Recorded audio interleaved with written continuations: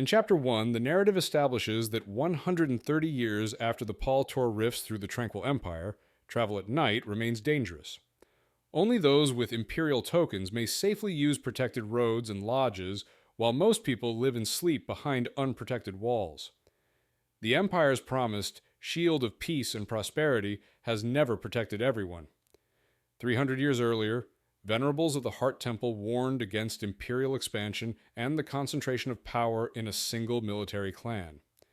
Imperial authorities responded by censoring their writings, executing the venerables as witches, and sealing their bones into the Empire's roads. After the Pall arose during the reign of the Azalea Emperor, it was discovered that the imperial roads repelled the Pall and its spores. Official records credit this protection to imperial theurgists and wardens. However, common belief holds that the buried bones of the murdered venerables are the true source of the road's power, and that they still protect the forgotten, a belief suppressed by imperial censorship. In Chapter 2, Ellen, a deputy courier, travels her monthly circuit through the Moonrise Hills with her nephew Kem, whom she has permission to bring to experience courier life before Declaration Week. As night approaches, Kem urges them to continue home, but Ellen insists they stop before dark, following strict safety routines despite the low risk of Paul activity. Their conversation reveals Kem's uncertainty about choosing a profession and his reluctance to become a courier. Ellen reassures him that his safety matters more than fulfilling expectations and suggests other possible paths. She decides they will camp at the ancient site known as Three Spires, teaching him controlled risk and discipline. The spires are revealed to be far older than the Empire and imbued with unknown magic. As they approach at dusk, Ellen avoids sheltering in a nearby village for personal reasons. Their arrival is interrupted when someone below urgently calls out to Ellen, forcing an unavoidable encounter. In Chapter 3, Ellen and Kem are overtaken by Elder Marsilian, the farmer Ernesto, and Deputy Sentinel Willamo, who hope Ellen will shelter overnight in their hamlet and renew Ernesto's unspoken marriage plea. Ellen refuses, insisting she must inspect and stay at the Three Spires as part of her duties, and reassures them that warding exists there. Aware of the hamlet's poverty, she gives them food from her pack before sending them home before dark. Continuing on, Ellen explains to Kem that she will not marry Ernesto but quietly seeks better futures for people like him. She warns Kem to remain silent near the spires, explaining that a dangerous presence or haunt exists there, though warded stone offers protection. As they cross the narrow promontory lined with ancient stone guardians, the oppressive danger becomes tangible, reinforcing the sense that something unseen watches them as they approach the towers. In Chapter 4, Ellen and Kem enter the Three Spires compound, a triangular fortress of 3 ancient towers connected by smooth walls and accessible only through a single open arch. Inside is an enclosed courtyard containing a pristine circle of holystone pavement surrounding a spring-fed pool, which serves as a protective ward. Above, an unseen from outside scaffolding links the tower tops to a central platform suspended over the courtyard. Ellen instructs Kem to remain within the holystone circle. They tend to his blistered feet, make camp, and light a fire. Ellen records their stop as a seasonal inspection in her courier log. After drinking tea, Kem falls asleep as the moon rises to its zenith. As moonlight fills the courtyard, shadows begin to move unnaturally. A grinding sound announces the arrival of a presence that forms from shadow and magic into a human-like haunt. The entity approaches, but halts at the edge of the holystone pavement, sees Ellen, and smiles, confirming the ward's power and the reality of the danger. In Chapter 5, Ellen speaks with the manifested haunt, who recognizes her from her repeated journeys past the spires and claims she is like him in some unknown way.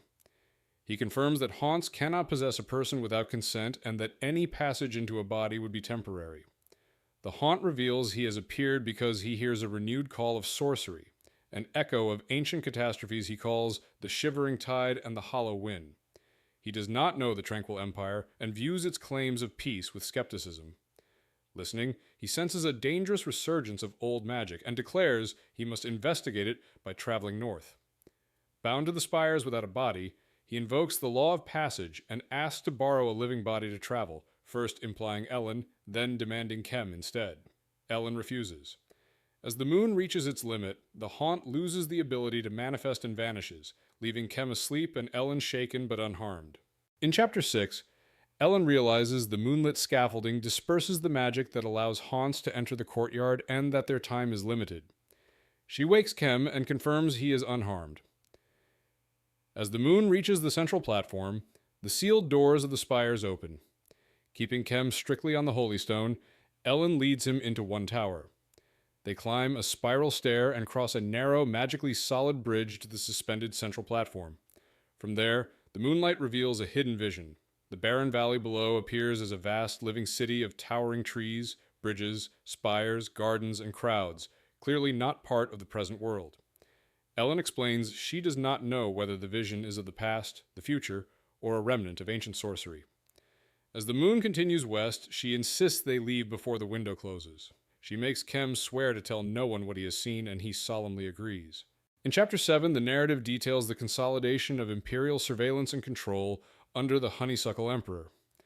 Following the death of the Peony Emperor, the new emperor inherited the throne and confined surviving siblings to a special wing of the imperial compound. She disabled her younger brother, placing him in charge of the expanded Imperial Order of Wardens who monitor for treason and enforce imperial authority across the empire. The all-seeing eye symbolizes both the first Prince Warden and the omnipresent surveillance. In cities, scions of manors seek positions in the wardens to gain influence. In market towns, mayors and guilds cultivate friendly agents. In halts and moat villages, young justiciars serve terms to oversee local affairs. Beyond the imperial roads, in hedge and ditch hamlets, residents rarely encounter wardens. There, the couriers who traverse unprotected paths serve as the only line of defense against the pall and its deadly spore, making them essential to the survival of the outlying provinces. In Chapter 8, Ellen and Kem leave the Three Spires at dawn, descending past the statues and following their usual route along Lancer's Ridge. They pass old village ruins and a terrace with a pile of enormous skeletal remains, remnants of creatures likely warped by the pall's spore. Ellen scans the area carefully for signs of spore eruption, noting abnormal growth and sensing a faint rose oil scent, a warning of imminent spore activity. She identifies a tuft of late-blooming sedge emitting spore threads and observes a field mouse drawn to it, which becomes ensnared and devoured by the spreading corruption. Using her secret magical ability, she summons a spectral white viper from the scar on her forearm.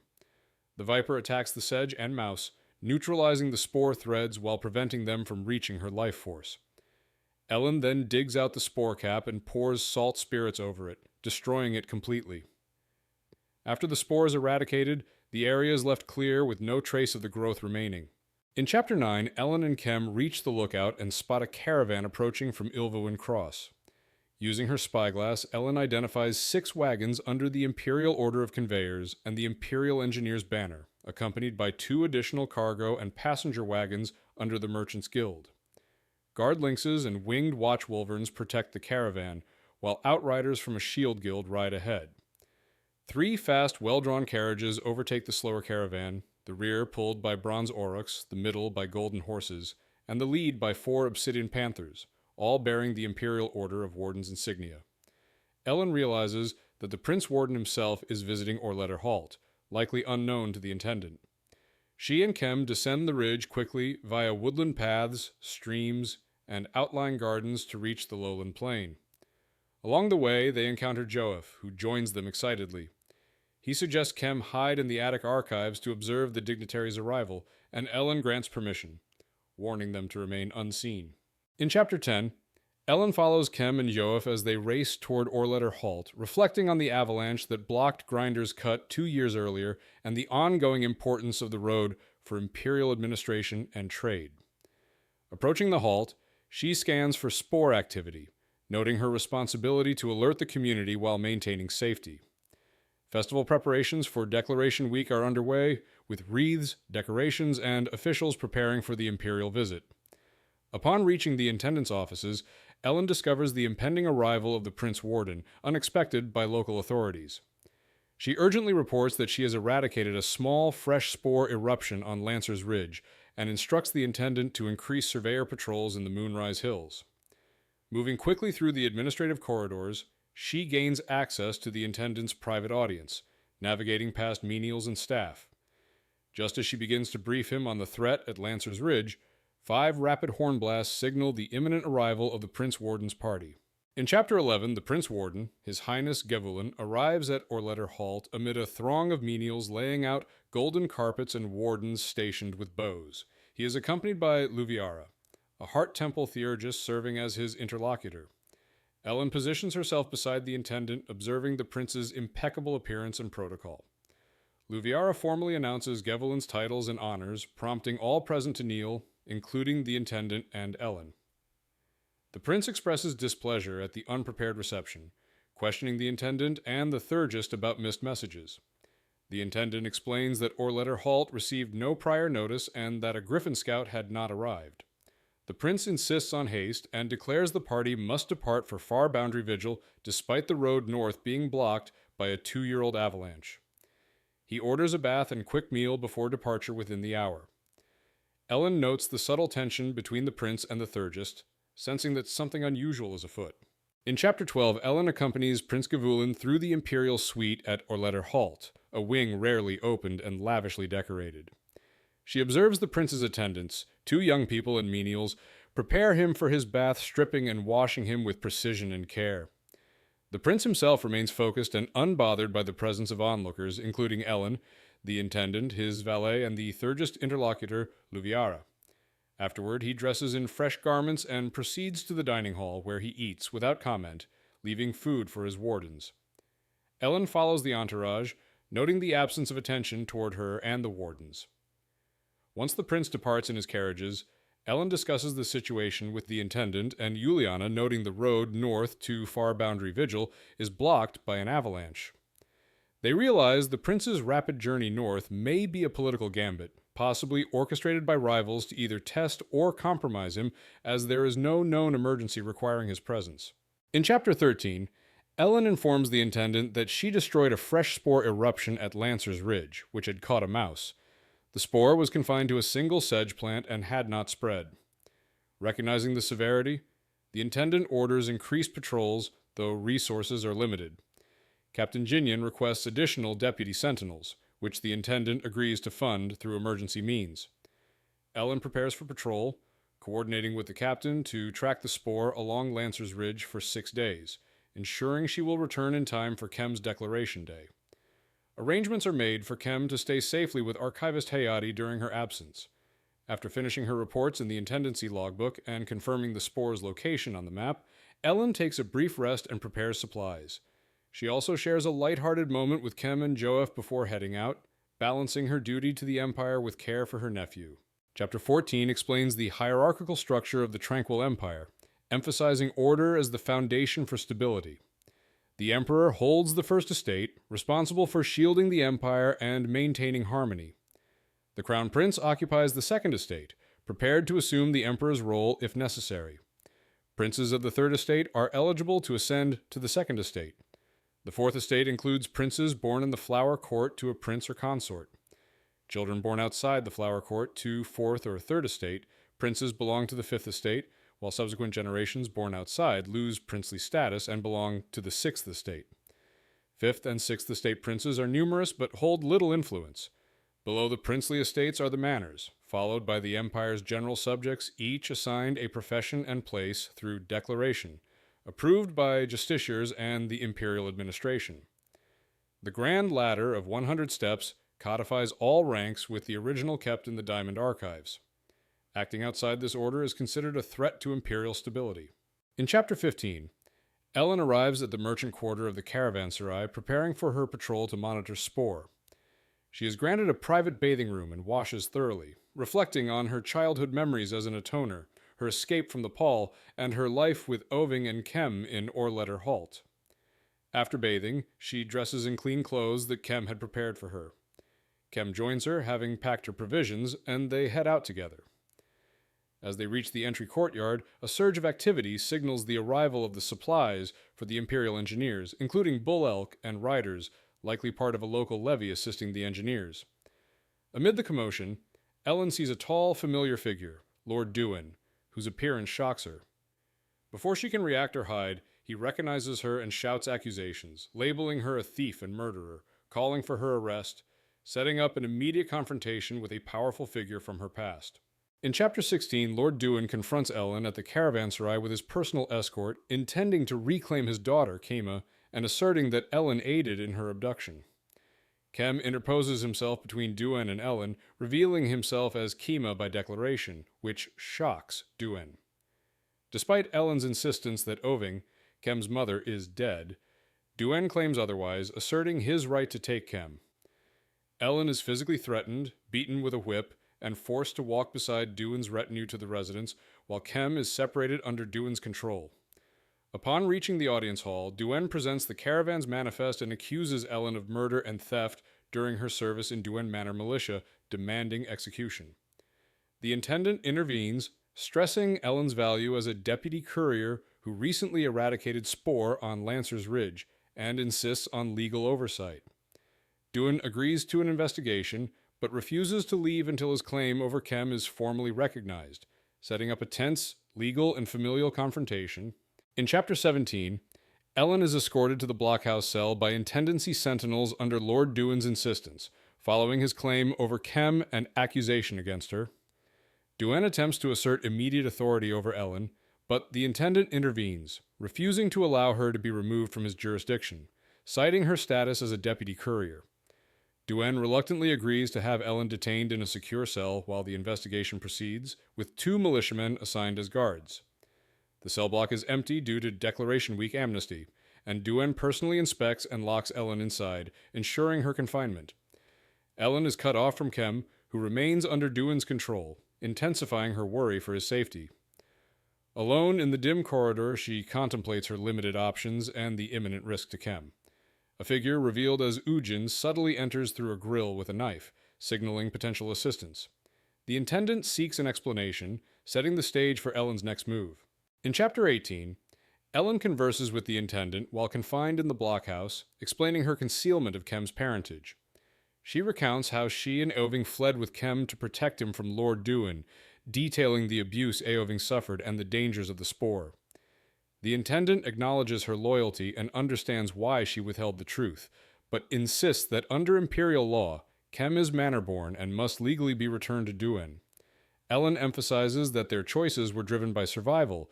They risked their lives to protect each other and Kem. The intendant reflects on his own experiences and recognizes the rationale behind her actions, noting the white tongue plague had previously led to manors taking in outsiders for survival. Their discussion is interrupted by a horn blast, signaling the return of Prince Gevelin. The chapter ends with Captain Jinyan arriving at the blockhouse, indicating that the Imperial Prince has returned, setting up the next developments in the unfolding conflict. In Chapter 19, Ellen and the Intendant discuss the Prince's delayed arrival, and the possibility that Prince Estalin deliberately misled Prince Gavulin to undermine him in the palace. Ellen proposes using a secret overland route across Grinder's Cut to guide the prince safely past the blocked Imperial Road, hoping this gamble will allow them to protect Kem. The intendant acknowledges the risks, but concurs that the prince may take the overland route to avoid embarrassment, making Ellen's plan plausible. They decide Kem should act as her assistant due to his agility and fearlessness. Captain Jinyan warns that delaying the prince could be dangerous. As they prepare to leave the blockhouse, the prince arrives on foot, visibly furious. He strikes the intendant with a riding whip and demands to know why the messages about the road did not reach him. The intendant calmly explains that no messages or Griffin Scout reports arrived and suggests an alternative route, prompting the prince's suspicion and frustration at being deliberately slowed. In Chapter 20, Prince Gavulin arrives at Orletter Halt, frustrated that misleading messages delayed him.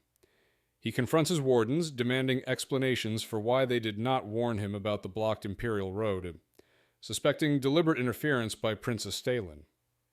The intendant proposes an alternative, a secret overland route through the Moonrise Hills to a smuggler's bridge across Grinder's Cut. He recommends Ellen, a deputy courier familiar with the terrain, to guide the prince. The prince initially dismisses the idea, questioning why it was not reported, but the intendant stresses Ellen's experience and physical ability to manage the hazardous path. As the discussion concludes, Lord Duin enters with Kem and his retinue. Kem seizes the moment to act, breaking free from the militiamen and kneeling before Prince Gavulin. He formally declares himself as a manor-born ward capable of choosing his own service, opting to join the wardens instead of remaining under Lord Duin's control. In Chapter 21, Kem successfully completes his declaration before Prince Gavulin, officially joining the Imperial Wardens and binding his service to the Emperor, defying Lord Duin's attempts to assert authority over him.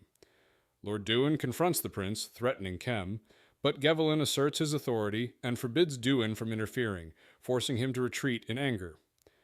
With the declaration secured, the prince organizes the expedition to reach Far Boundary Vigil via the Moonrise Hills and the Smuggler's Bridge over Grinder's Cut.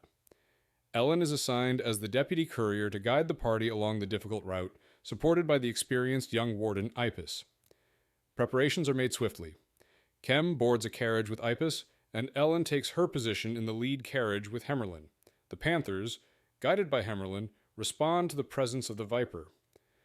Lord Duin watches angrily from a balcony, but the group departs immediately, setting out on foot and with pack animals for the perilous overland journey. In Chapter 22, Ellen directs the cavalcade north, overriding Hemerlin's initial plan to turn south, prioritizing the fastest route for Prince Gavulin and ensuring Kem's safety. The party passes through the halt, observed with awe by townsfolk, and continues along the river track toward the Moonrise Hills. Ellen guides them past lowland villages and toward the ridge, signaling where carriages must stop and pack animals take over for the more rugged terrain. The path narrows, challenging the carriages, but they safely ascend the ridge to the long saddle running north and east into the hills. The party spots the spore-infested bone pile near the ruins of the abandoned village and plans to move to a nearby hamlet to shelter for the night. At dusk, the intact spires appear on a distant promontory. The prince, captivated, insists on visiting the spires immediately, despite Ellen's warning. She is left with Captain Simo to show him the spore site, while the main party proceeds. In Chapter 23, Ellen guides the wardens, Simo, Jervy, and Zilsi to the spore-infested bone pile, demonstrating safe footing and showing the scar where she previously eradicated the spore. Simo uses Shrave steel and powder in a ritual to ensure no lingering spore remains, with faint, magical phenomena occurring around the dust. Once satisfied, the wardens sweep the area for other signs of fresh spore, and dusk falls, the moon rising above the spires. Ellen worries about the prince entering the spires at night, but is forbidden to advise him. She leads the wardens up the promontory, observing the encampments set up for the Imperial party. Carriages arranged in a triangle, beasts protected, menials tending to equipment and preparing meals, and Luviara recording notes. She notices Kem and Ipis are absent. The eerie, still spires compound looms, and Ellen senses danger. Suddenly, a bell tolls and she hears voices, realizing the prince's presence there may have endangered Kem, intensifying her anxiety. In Chapter 24, the history of the Paul's rise and the Imperial response is recounted. Initially, a prince of the Fourth Estate was sent to investigate the Paul, but did not return. A prince of the Third Estate was then dispatched and also vanished. The Crown Prince, newly elevated to the Second Estate and renowned for intelligence, beauty, and competence, offered to take responsibility, but the Emperor refused and rode out himself. When he too failed to return, the Crown Prince became the ill-prepared Mallow Emperor, neglecting her duties and seeking her father instead, ultimately disappearing. Her uncle then crowned himself the Oak Emperor, ruling rigidly as the pall spread and the empire suffered massive casualties. Against expectations, the original prince of the Fourth Estate returned, having explored the pall and proposed protective measures, which the Oak Emperor rejected. After the Oak Emperor's death within a month, the prince ascended as the Willow Emperor and established the bureaucracy that sustains the empire to this day. In Chapter 25, Ellen wakes at dawn in the camp, relieved that Kem is safe after the previous night's events.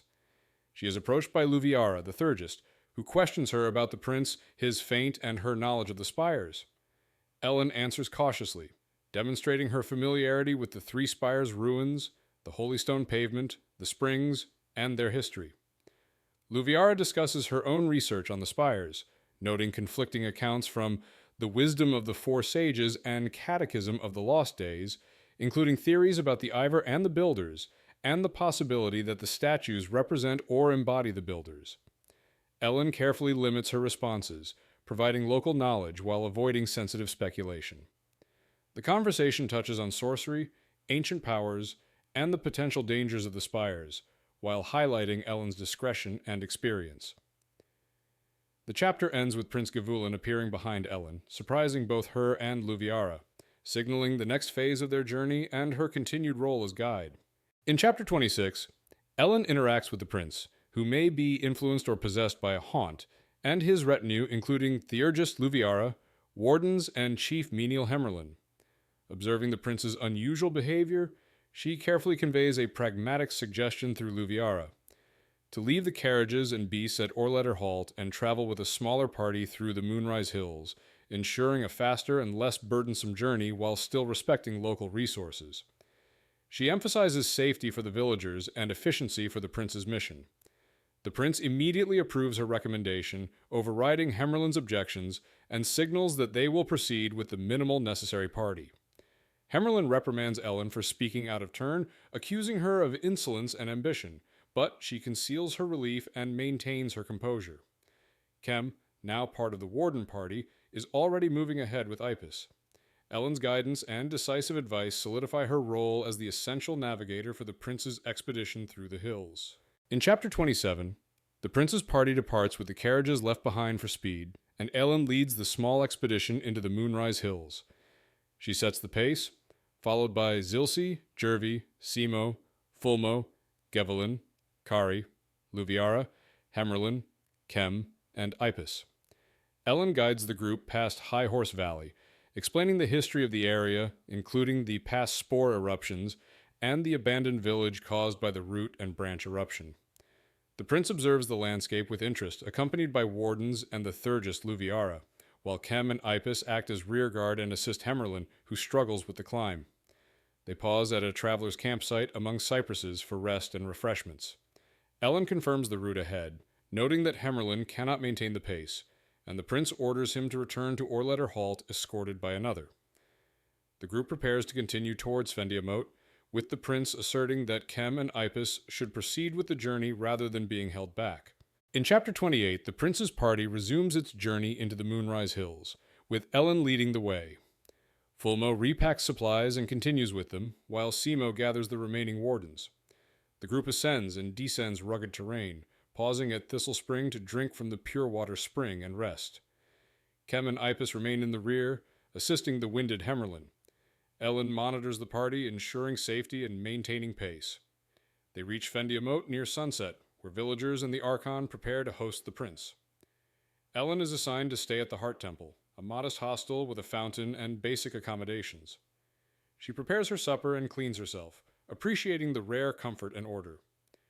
Throughout the evening, she reflects on Kem's safety and her own decisions to withhold certain truths, feeling anxious about his potential anger. As night falls and the village quiets, she notices movement in the temple fountain, a naked man standing in the water under the moonlight.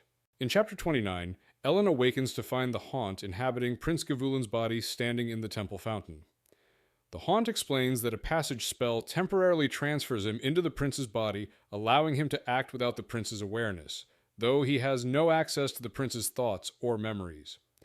He cannot leave the body for now, and must navigate carefully to avoid suspicion from the wardens. Ellen confirms that Kem's acceptance as a warden protects him from Lord Duin, which is her priority. The haunt identifies himself as one of the Shorn, warriors from a past war, and explains that the statues are entry points, not petrified people. They discuss the prince's status, a third estate prince with potential to become crown prince, traveling toward far boundary vigil along imperial witch roads. Ellen provides a summary of recent events, including the need for the detour caused by the blocked northern road, and agrees to guide silently while the wardens manage the journey. She reveals her name as Ellen, and the haunt offers his as Gesavura Alalin before departing the temple. In chapter 30, Ellen rises before dawn in Svendiamote and shares a quiet meal with custodian Ralt, who informs her that a palace messenger passed through delivering provisions. She sets out to meet the prince and his wardens, joining them as they leave the village, observed by curious locals. The party enters woodland and upland forest, with Ellen leading, Zilsi and Jervi behind her, the prince, Fulmo and Luviara in the middle, and Ipis and Kem as rearguard, while Simo ranges along the line. They encounter wildlife and a shift in weather, prompting the group to pause and don rain gear. Concealed behind bushes, Ellen overhears Zilsi and Ipis speculate on her purpose and Kem's background. Simo confronts her, and she defends the intendant's integrity, earning his approval. The group resumes the march, with Ellen warning about potential dangers from desperate locals and emphasizing silence.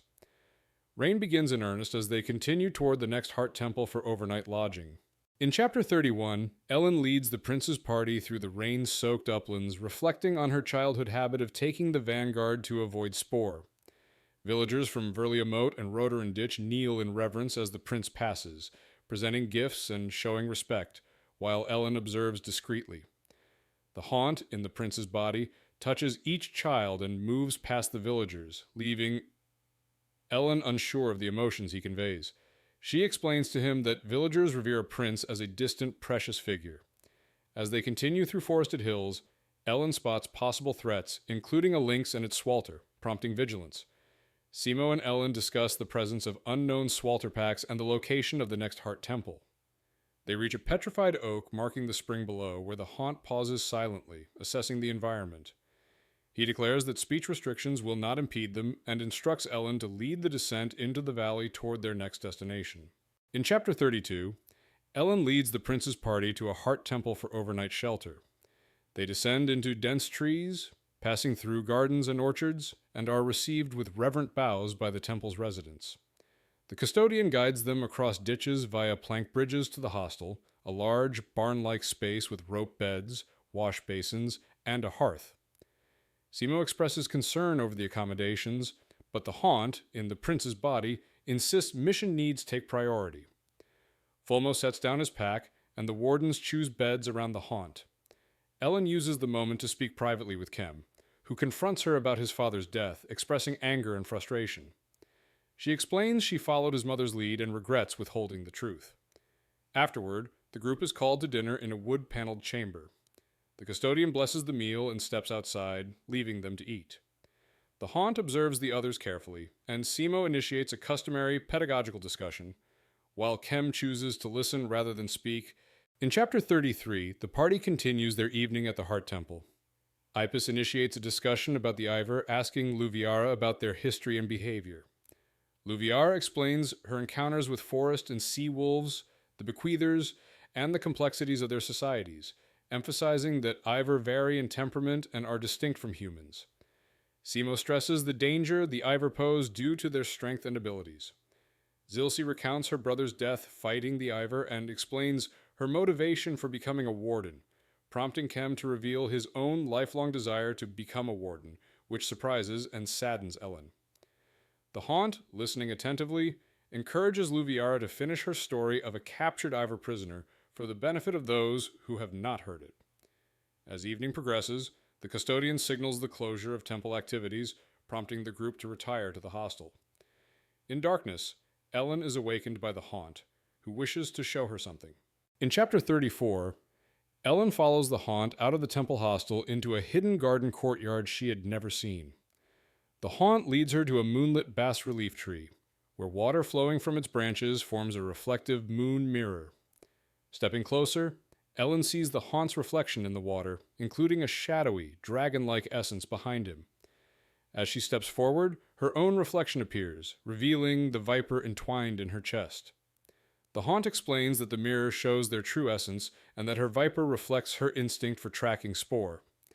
Their moment is interrupted by two lynxes, each ridden by three horned swalters, who confront the haunt with hostility. He diplomatically diffuses the encounter, asserting he merely passes through and sends greetings to their clan mother.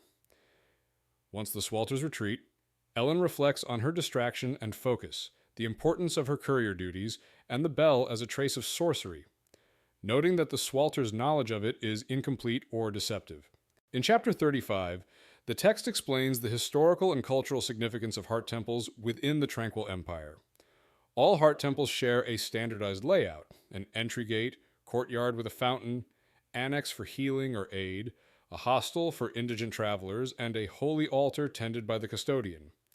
Healers and theurgists serve under the emperor, dedicating their lives to the temple and the empire, and those with decades of service are honored as venerables. While legends attribute the first temple to the Lotus General or to sorcerer kings, no official records confirm these claims. Archival documents instead reference local temple constructions authorized by intendants or archons, often for a prestige rather than spiritual purpose. Early imperial memoranda mention temple repairs concurrent with road rebuilding. Fragmentary chronicles suggest venerables sometimes oppose the empire's founding.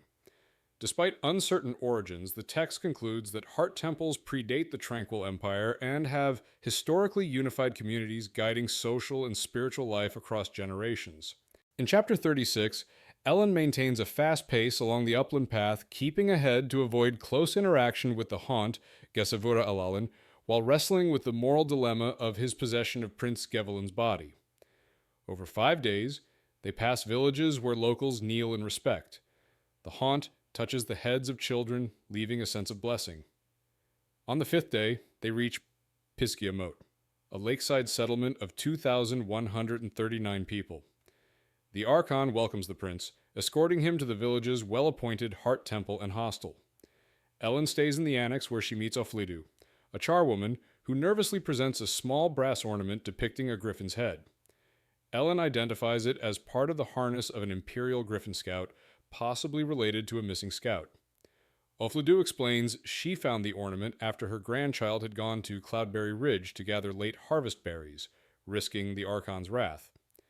This discovery hints at connections between the artifact and Imperial operations. In Chapter 37, Ellen learns from Oflidu that her grandchild discovered the remains of a Griffin Scout and its mount near Cloudberry Ridge, with the Griffin's harness ornament found by Oflidu. The Scout and Griffin had died from a fall, and animals had scavenged the bodies. Oflidu had removed the ornament for safety and entrusted it to Ellen, who promises to keep both the charwoman and her grandchild anonymous. Ellen plans to use one of her tokens for a meal at the hostel while considering next steps. She asks Warden Ipus to summon Captain Simo to speak privately. Ellen informs Simo they are within an hour of Cloudberry Ridge, which overlooks Eludia Halt and the main avalanche blocking the road. She explains the prince's lack of knowledge about the long-standing barrier and suggests it may be useful for him to see it firsthand. Simo hesitates but acknowledges that the observation could provide practical insight for navigating the obstruction. In Chapter 38, the party departs the village, leaving the Archon behind, with only Ellen, the Haunt, in the prince's body, Simo, Zilzi, Jervy, and Fulmo continuing up Olu Ridge. Fulmo carries supplies and ensures the prince's safety. Ellen and Zilzi lead the climb, observing the rugged terrain and discussing the rarity of spoor in the hills. Along the ascent, Zilzi notes Ellen's unusual familiarity with the region and asks if she is a spy or related to the Intendant, which Ellen denies. They reach a vantage point overlooking the slope where the dead griffin and its scout lie among the rocks, along with the massive avalanche that buried Eludia Halt. Iron spikes and harnesses mark the rescue points for survivors trapped above the debris.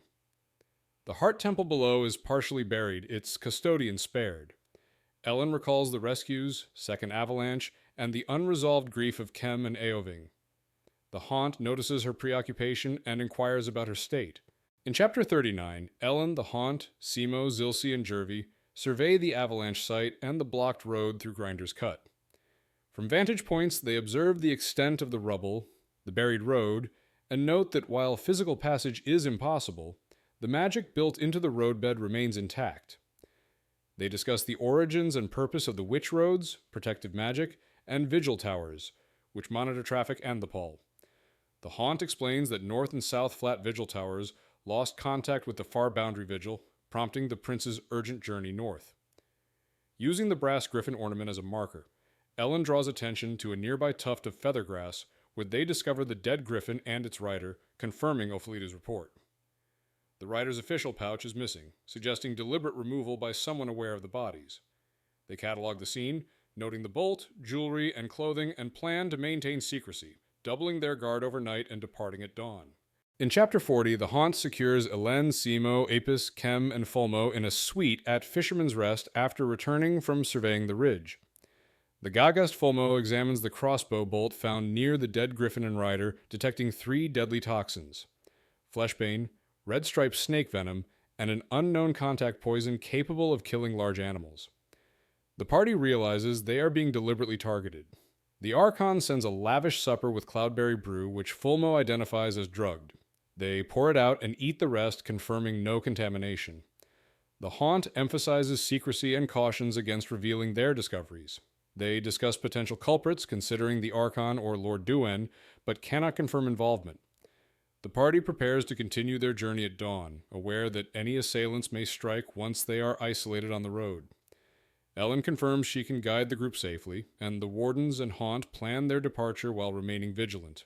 In Chapter 41, Ellen leads the party, including the Haunt, Simo, Kem, Ipis, and Zilsi, out of Fisherman's Rest at dawn, taking a secondary path into the Moonrise Hills to avoid the Archon's reach. The Archon and her entourage, including armed Heartlanders, follow behind. Ellen navigates the terrain using her knowledge of landmarks, including a large ancient spruce and a ruined hamlet, to hide the party and evade pursuit. The group waits as the armed contingent passes, confirming that the Archon's party may intend harm to the prince.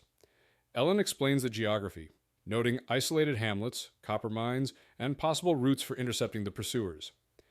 They descend, pass ruined structures, and plan to reach a rope bridge ahead of the Archon's forces.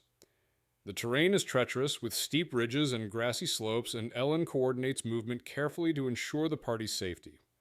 The group prepares for climbing and stealth to stay ahead of potential attackers. In Chapter 42, Ellen leads the party, including the Haunt, Simo, Kem, Ipis, Zilsi, and Luviara, through a hidden swalter delving, a cave behind a waterfall, avoiding pursuit. The entrance is perilous, with slippery ledges and algae-covered rocks, and the cave shows no recent habitation. Inside, they discover a large, ancient structure resembling a beehive with square pillars surrounding a central shaft, possibly a blocked well. The group explores branching tunnels, encountering traps such as thread-triggered darts, which Luviara narrowly avoids. Ellen guides them through the twisting tunnels to a ladder-like route built into the shaft's walls. They ascend using their strength and skill, emerging onto a flat plateau that offers a view of the north wall of Grinder's Cut and surrounding tableland. The Haunt follows, keeping watch. The party pauses to relieve themselves behind rocks before continuing along the plateau toward the next phase of their journey, with all remaining alert for dangers. In Chapter 43, Ellen leads the party along the rim of Grinder's Cut toward a rope bridge spanning a vast canyon. The southern and northern rims are separated by a dizzying drop, with the river and Paul below. Ellen identifies a safer point where the canyon narrows and the rope bridge spans intact piers. The party, including Luviara, Kem, Zilsi, Simo, Jervy, and the Haunt, navigates the precarious ledges and terraces, staying alert for pursuers. The Haunt observes the canyon intently, while Simo and Wardens take positions to secure the area. Iron rings fixed to the rock face allow them to attach a rope across the gap. Kem, experienced from prior practice, is chosen to cross first, swinging hand over hand along the rope to the first pier, anchoring it securely for the others. Once in place, the rope is taut and safe, signaling it is now Ellen's turn to traverse the bridge. In Chapter 44, Ellen secures 2 additional ropes across the rope bridge, ensuring Kem's lower rope is fully anchored before crossing. She moves cautiously, aided by a safety loop, while strong wind and the dizzying drop threaten her balance. Pursuers fire arrows from the rim, narrowly missing her.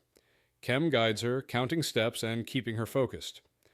Once across, they work together to rig the rope structure with 2 upper and 2 lower ropes taut and secure. The party shelters briefly in a small ledge cave, discovering a rolled bundle in canvas. From this vantage, they observe the pursuers stalled several hundred paces away, blocked by Fulmo and Zilsi. Kem unrolls a plank section to create a makeshift walkway. Arrows continue to fly at him, but he maintains composure. The Haunt intervenes, rescuing the wounded Jervy, and the group continues across the precarious ropes to the sturdier spans of the permanent bridge, narrowly evading enemy soldiers. In Chapter 45, Ellen crosses the remaining rope bridges with care, ensuring the safety ropes are secure while the wind threatens her balance. Pursuers remain behind, attempting to follow across the precarious spans, and some fall due to missteps. The party reaches the north rim, where Zilsi congratulates Ellen and the Wardens tend to the injured Jervy, who reassures them despite shallow chest and shoulder wounds. The Haunt calls Ellen aside to help retrieve Fulmo, who had thrown himself over the cliff. They descend a steep path toward the riverbank, where the Gagus lies partially submerged in the Paul. Using her Viper, Ellen neutralizes spore remnants on Fulmo, while the Haunt handles a spore-infested mouse. Fulmo's body undergoes a transformative shedding of skin, emerging renewed with a brighter, coppery tone. Fully recovered, Fulmo and the Haunt begin ascending the north face, while Ellen drinks from the icy river, regaining strength and preparing to follow, aware the pursuers remain a threat. In Chapter 46, Ellen reflects on the origins and purpose of the imperial roads. According to imperial archives, the Lotus General and his heirs built these roads early in the empire to allow rapid military movement and efficient warden communication, even faster than Griffin Scouts. However, travel along the witch roads and fragmentary local scrolls reveal a more complex history. Unlike other imperial roads, the witch roads repel the pall, a deadly, spreading fog and spore that arose 200 years after the empire's founding, long after the roads were built. Since the pall's emergence was unforeseen, the roads could not have been deliberately designed for its defense. This raises questions about why only certain roads possess this protection. The origins of the witch roads remain uncertain. They may involve the bones of holy venerables used as mortar, or they may predate the empire entirely, created to guard against a threat foreseen by ancient ancestors. The account is drawn from Luviara's compilation for the inner chamber of the Heart Temple. In Chapter 47, Ellen reaches the North Rim at dusk, having lagged behind the Haunt and Fulmo to process the events of the Rope Bridge skirmish. She reflects on the recent battle, the death of pursuers, and the Haunt's mysterious abilities that protected the prince's party. The group sets up a defensible camp with fires at cardinal points. Zilsi and Kem clear potential spore hazards, while Ipis inspects the ground. Fulmo prepares food, appearing slightly smaller but otherwise unharmed. The Haunt tends to Jervy's injuries with a subtle golden haze around his hand, possibly aiding healing. Simo intercepts Ellen to question her knowledge of the region and the Gaggus' unique traits, confirming she understands Fulmo's immunity to spore and his protective role. They plan to depart at dawn overland toward the road north of the 5th Bridge. Ellen observes the others settling, with Kem still upset with her, and sits to eat, reflecting on the dangers they survived and the complexity of their mission. In Chapter 48, Ellen converses with Zilsi around the campfire, discussing their backgrounds and personal histories. Zilsi reveals her past with a former lover who entered a political marriage, while Ellen explains her upbringing, responsibilities toward her sister, and lack of opportunity for marriage. Their conversation builds mutual respect and understanding. Meanwhile, Kem shares his personal journey of self-discovery, recalling how his friend Yoef helped him realize his identity and path as a warden. Luviara observes, appreciating the trust shown. Ellen notes the ongoing tensions within the party, but maintains her focus on duty. Zilsi, Kem, Ipis, and Luviara settle for the night while Jervy, injured, lies in the center of the camp, still surrounded by a faint golden haze from the Haunt's healing. The group prepares for the next stage of their journey, with Ellen reflecting on the challenges faced and the trust and bonds forming among the wardens. In Chapter 49, Ellen wakes at dawn to find Jervy eating and recovering from his injuries, with Zilsi standing nearby. The group breaks camp and sets out west-northwest across far letter intendancy, with Ellen leading. Jervy moves with only a slight limp, and his wounds are tending well under the Haunt's care, indicating effective field medicine. As they walk, Kem joins Ellen, prompting a tense discussion about trust and withheld truths. Ellen admits she and others protected him during his childhood, revealing that she killed the Duin Manor captain who was raping his mother and rescued Kem. He struggles with anger and confusion over these revelations, and they walk in silence, processing the weight of the past. The exchange allows Kem to understand some of his mother's experiences and the reasoning behind Ellen's actions. The group continues along the trail with Kem's emotions raw, but he remains alongside Ellen, neither turning away nor speaking further for the time being. In Chapter 50, Ellen and the group continue west-northwest toward the Imperial Road. The Haunt, Kem, Simo, Jervy, and Zilsi move ahead to investigate a recently used temporary campsite, likely for smugglers or bandits. They scout and corral 3 men inside an abandoned cottage, discovering evidence of stolen produce, copper ingots, unpolished gems, and a missing griffin corpse pouch. The men claim to be innocent woodcutters, but their hoarded goods prove otherwise. The Haunt delegates handling the captives and assigns the rest of the party, including Ellen, Luviara, Fulmo, Ipis, and Kem, to stay back. After clearing the village, they reach the Imperial Road, a well-maintained elevated stone route. The Haunt negotiates passage with local farmers, Tiller McKell and Drover Nesset, whose wagons will transport the party to Farletter Halt, avoiding bandit interference.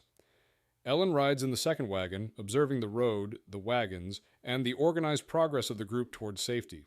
In Chapter 51, Ellen and the party arrive at Farletter Halt, a modest but organized residency along the Imperial Road. The haunt enters the plaza with authority, bypassing protocol, while the intendant, Beryl, scrambles to greet him properly. He commands that the party, including Ellen, be accommodated and that Jervy receive medical attention. The haunt insists that Ellen, the deputy courier who guided them across the cut, remain with the party for her safety, overriding Simo's objections about her being a minor provincial courier. He emphasizes that her knowledge is crucial to avoid danger from the Archon's agents during their return. Orders are given to prepare food, baths, and clean clothes, and to send sentinels to collect the captured smugglers. Ellen observes the strict hierarchy and the interplay of power at the residency, noting that, though invisible to official records, her presence is now secured by the prince's decree, ensuring she remains with the group for the night and their planned departure north at dawn. In Chapter 52, Prince Gevelin is escorted by Intendant Beryl and her sister in a lavish carriage, while Zilsi explains palace politics, including the Intendant's hope to secure a child with the prince to elevate her own manor's influence. The party, including wardens and Ellen, travels north through Farletter Intendancy, using posting houses to change horses and maintain a fast pace. Ellen is confined to barracks for lesser officials, separate from the warden's accommodations, and interacts with Kavna, a friendly menial. A surveyor, Barry of the Imperial Order, questions Ellen about crossing Grinder's Cut and discusses Paul development, recounting the loss of his friend Rotho in the desolation and the dangers of mapping shifting terrain.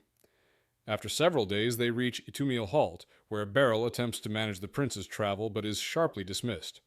As they approach Flatpal, Ellen notes the Pal's inert shoreline and the witch road leading through it, realizing the prince's urgency to reach Far Boundary Pal remains a secret. In Chapter 53, Prince Gevelin's party arrives at the vigil announced by the intendant's carriage horn. Wardens await them on the bridge, followed by spore-hunting dogs. Inside the vigil, the road narrows, controlling access, and the party passes through gardens, stables, and official buildings to a plaza dominated by the 6-story vigil tower. The prince is greeted by Captain Queels and her wardens, who offer to prepare horses or travel carriages for crossing Flatpal, but the prince chooses to stay for the night. Ellen is taken aside by the vigil's chief menial to help in the kitchen with preparations for the prince's meal. She performs her duties under observation, earning approval for her composure and prior travel experience. Once the prince and wardens are seated for dinner, he instructs Luviara, the Thurgist, to read all messages in chronological order to review intelligence for the mission. The prince insists that Ellen, the deputy courier, remain present despite the sensitivity of warden matters overriding Captain Quail's objections. In Chapter 54, Vigil Captain Quails reads the messages to Prince Gavulin confirming that Far Boundary Vigil has gone silent. A man claims to have crossed Far Boundary Pal and seeks the prince as an envoy of a far northern lady king under a mutual assistance pact. Prince Gavulin's prior orders had been to detain the man and travel immediately to Far Boundary Vigil, but no response was received from Captain Mekvo. Captain Quells had sent Warden Enchi to investigate, also receiving no reply. Alarmed by the silence, the prince decides to personally investigate the situation. He instructs Simo and Zilsi to manage the carriages for the journey, with Fulmo keeping pace on foot. Ellen, the deputy courier, remains with the party despite concerns about her involvement. Preparations are made for travel at dawn, with barracks and storerooms readied. Ellen rests on a pallet in the storeroom, contemplating the mysterious envoy, the Lady King, and the prince's secret mission, feeling unease as the vigil settles into an uncanny silence. In Chapter 55, Ellen awakens at the vigil, sensing a magical presence and rising to investigate. She finds the vigil largely asleep and notices the iron portcullis raised, allowing passage beneath it. She crawls through the narrow tunnel under the road, emerging into the vigil's port of entry and observing the inspection chambers and security measures, including cages for spore-corrupted individuals. Crossing the raised road, she reaches the Pal, where a figure revealed as the Haunt kneels, stirring currents in the stagnant, dying Pal with an eerie light. He greets her, explaining that this Pal is inert, unlike Far Boundary Pal, and that he seeks a source of sorcery with a distinct resonance. He clarifies the nature of the Shorn, souls inhabiting bodies through a passage spell, and outlines his mission: to investigate ancient sorcerer kings and possibly reconnect with other Shorn. Ellen confirms the existence of a far northern land beyond Far Boundary Pal and details the Broken Witch Road. They stand together side by side, respecting the passage spell, contemplating the mission and mysteries ahead. In Chapter 56, the party sets out at sunrise from South Flat Vigil, traveling across the Pall using 2 Sunchaser carriages and Fulmo on foot. The carriages are fast but uncomfortable, carrying food and packs, while Zilsi and Simo manage the horses. The group notes the unusual stillness of this northern stretch of Flat Pall, contrasting with Ellen's memory of the southern Pall, and wonders if Palls can die or transform. They cross a hidden river beneath the elevated road which the Pall conceals, and Zilsi recounts the story of a prince navigating a river to survive Spore, eventually seizing the throne as the Willow Emperor. Discussion turns to Prince Gavulin's motivations: his rise as all-seeing eye, rivalry with Princess Stalin, and the strategic secrecy surrounding blocked roads and the avalanche. Zilsi explains that Gavulin's inner circle includes Simo, his mother, the elegant consort, Hemerlin, and possibly Fulmo, highlighting the Warden's role as observers of the Empire's pulse and the broader political maneuvering among the Imperial heirs. In Chapter 57, the party leaves North Flat Vigil, leaving the Pall behind, and boards Sunchaser carriages with their horses quarantined. Wardens inspect the carriages, and Ellen undergoes thorough personal and pack inspection, including a bath in a spore-safe Holy Stone chamber. The group proceeds into Woodfall Province, noting the distinctive scent of Hallowwood and observing plantations under the control of Perilous Manor North, a branch of the 6 noble manors. Along the way, the group discusses the Empire's history, the Willow Emperor's protocols, and Prince Gavulin's rise to all-seeing eye, explaining palace politics and rivalries, including his competition with Astalin and the Crown Prince Menelin. They note the unusual emptiness and stillness of Flat Pall, speculating it may be dying. The party halts briefly to change horses, and Ellen reflects on the challenge of conveying truths to Kem while respecting Ao's wishes. Late in the afternoon, they pass a vandalized Hallowwood plantation, indicating unrest at Perilous Manor North, signaling potential danger ahead. In Chapter 58, the history and influence of the great lineages, later known as manors, is explained. During the era of the 7 Golden Kingdoms, clans spread widely across all kingdoms, welcoming kin regardless of language, accent, or local allegiance, which often made them more loyal to their clan than to regional kings. This growing power prompted kings to persecute clans. When the Lotus clan rose to conquer the 7 Golden Kingdoms and formed the Tranquil Empire, many clans supported the rebellion. The Heart Temple's Thurgists aided the Lotus rebels, securing autonomy over temple matters while serving the Empire and granting the palace authority over theurgy, a rare magical art. In return, loyal clans were granted protection by earth spirits called geniuses and renamed manors in honor of their grand estates. These manors became the foundation of the Empire, providing ministers, generals, magistrates, financiers, consorts, and informers. Imperial stability depends on nurturing alliances with the manors. In Chapter 59, the party arrives at Perilous Manor North, a fortified estate with a moat, watchtower, griffin mews, and livestock pens, all linked to the Imperial Road by a Holy Stone spur. The manor's burning ground reveals a freshly executed sea wolf, likely an Ivor spy, shocking the wardens. The Haunt investigates the remains briefly before rejoining the party. As they approach the manor gates, the genius of Perilous Manor, a protective earth spirit, manifests as a swirling ash funnel. Interlocutor Luviara identifies the party and requests entry for Prince Gavulin and his entourage. The genius grants passage. Inside the manor, the wide courtyard is flanked by grooms, militia, and manor kinsfolk. Lord Genia, a retired tutor to the Magnolia Emperor, greets them with formal respect, prepared to provide bath, meal, and lodging until dawn. The party's arrival is acknowledged in advance, signaling that Perilous Manor is aware of Gavulin's approach, raising questions about the Haunt's disguise and the manor's potential awareness of his true identity. In Chapter 60, the Haunt arrives at Perilous Manor North and reports to Lord Genia that the Griffin Scout and her mount were murdered in the Moonrise Hills, shocking the manor's residents. The Haunt emphasizes the urgency of discussing matters privately after a bath and meal. Lord Genia confirms ongoing attacks on Hallowwood plantations, possibly linked to Lord Duin, and reports a marriage overture from Duin Manor for her granddaughter, Warvua, which the Haunt immediately rejects. The party bathes in the manor's luxurious facilities, with Zilsi guiding Ipis, Kem, Jervy, and Ellen. Afterward, the Haunt convenes a private discussion with Gunaya, who provides a report on the scout's death and the burning ground incident. Ellen climbs the watchtower with a militiaman observing the manor's griffin mews, sarpapens, and distant inlet of Paul flowing from far boundary Paul. The inlet is monitored day and night to prevent spore or sabotage, highlighting ongoing security concerns around Hallow wood plantations and potential threats in the region. In Chapter 61, at dawn, the party departs Perilous Manor for far boundary vigil. Ellen rides beside Zilsey on the driver's bench with Kem and Ipis in the rear, while the Haunt gives her instructions to note the route and stops. Far Boundary Vigil is a remote terminus with a minimal garrison, 6 wardens, 12 menials, and 1 captain, Mekvo, who is recuperating. The journey proceeds efficiently, with horse changes at Perilous Manor and along the road, as the Sun Chasers travel through Woodfall Province's forests and farmland.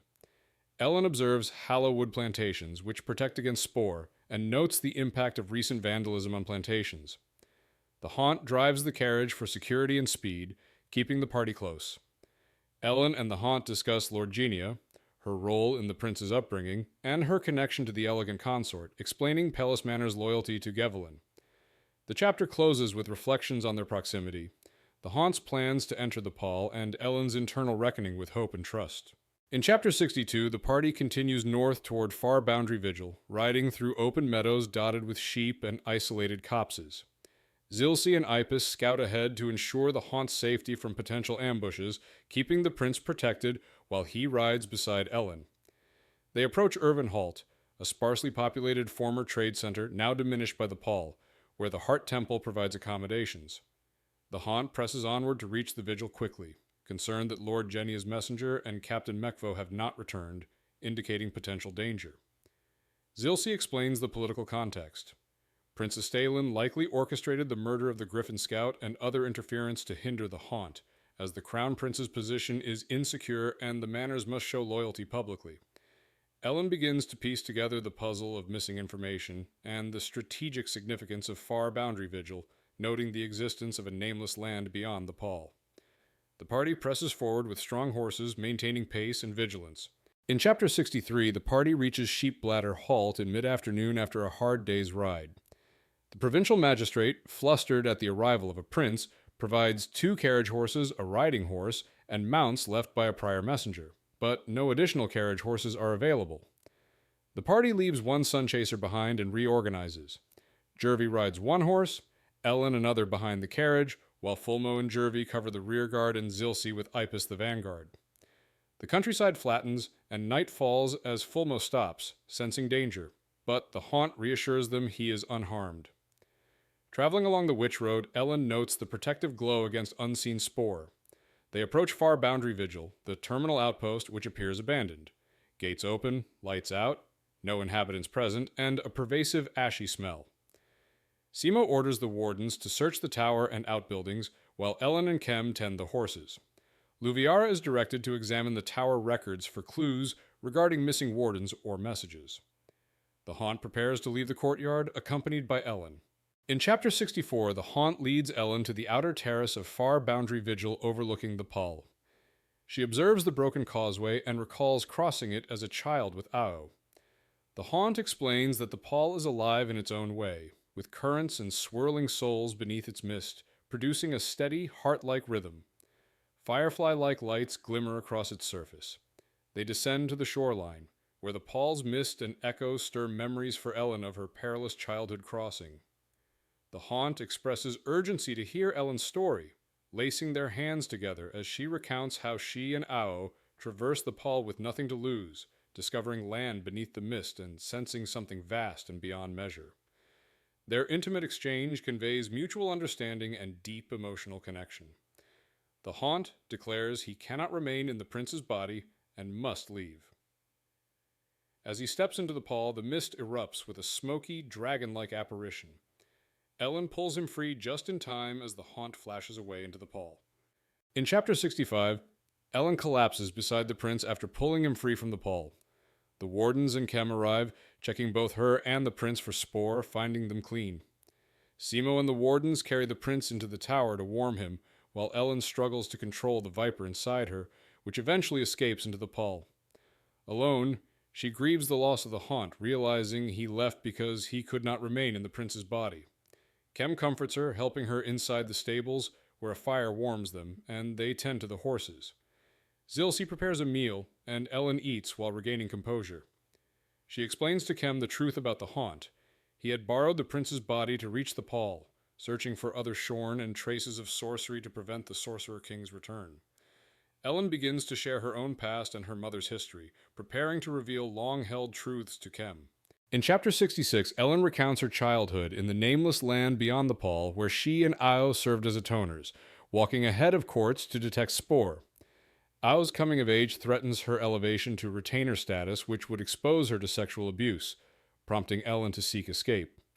During a violent Spore attack at a villa, Ellen steals supplies, uses Spore to kill pursuing soldiers, and flees with Ao north along the Holy Road.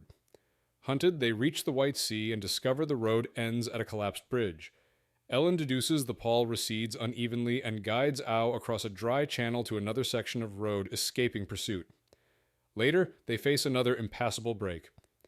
Ellen carries Ao through shallow pall, sacrificing herself to ensure Ao's safety. Instead of dying, Ellen's heart breaks open and a viper hatches within her, devouring Spore and allowing her to survive. Reunited, the sisters cross safely into a new land and begin new lives. In Chapter 67, Ellen wakes at Far Boundary Vigil after revealing her past to Kem and grieving the haunt's departure.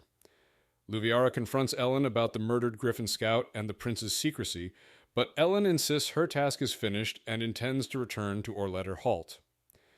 Captain Simo summons Ellen to the tower, where she is interrogated by the true Prince Gavulin, now fully in control of his body. He reveals he was conscious during the haunt's possession and knows everything that occurred, including Ellen's bond with the Viper. Gavulin declares Ellen part of his personal household and threatens Kem's life to ensure her obedience. He intends to use Ellen and the Viper as a perfect, undetectable weapon to secure the throne. Luviara interrupts with urgent news, leaving Ellen alone to reckon with her captivity. Kem later joins her, deducing the prince's plan and pledging secrecy. Ellen realizes her life and Kem's safety are now bound to the prince's ambitions.